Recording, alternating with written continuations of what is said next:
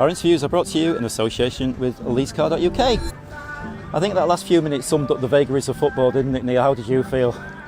I don't think I've ever been up and down so quickly in my professional career. That was, you work so hard to get yourself back in the game, the 94th minute, and then the next thing you're down again. So disappointing. Like I said, we go into the second half, we get that goal, and then the goals are just naivety. Do you know what I mean? We're moving it about, we're controlling the game.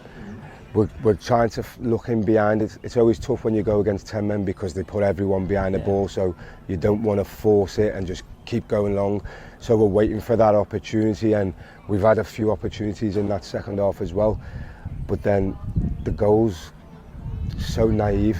The first one, he's picked it up in the centre of the park and then he's running at the defence.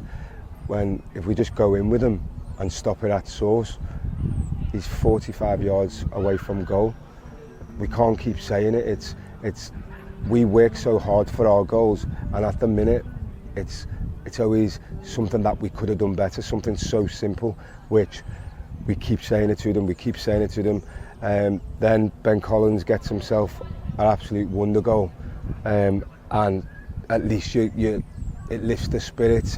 You're thinking, okay, it's not our day, but take the point, we move on. And then that goal at the end, it's hard because I don't want to be too harsh on Chris, because I think he was player of the season last year. He's a great character around the place, but if we can see goals like that, there's not really anything that we can do about that from the sidelines, from the setup. It's just one of them goals. And football's a ruthless game. Cruel game, and today you're seeing probably the most cruel side of football. But like I said, we have to go again. That's the way it is. I think out of the 5 games we've probably had one real bad performance, which I thought was against Worksop.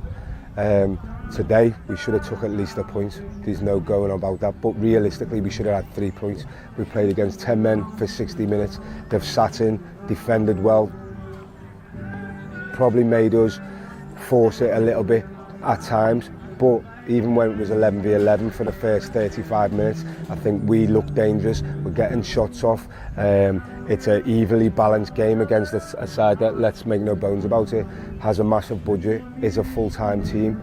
But we stood up to them at 11v11, and then obviously they've gone in, sat back into a back 10 really, tried to make it hard for us, and fair play to them. They've gone and caught us on the counter-attack because, again, of our naivety.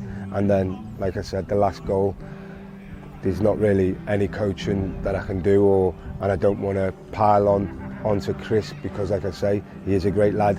We know that he wouldn't have meant that goal, but it's a brutal sport, and that goal's not good enough, and it has cost us at least a point.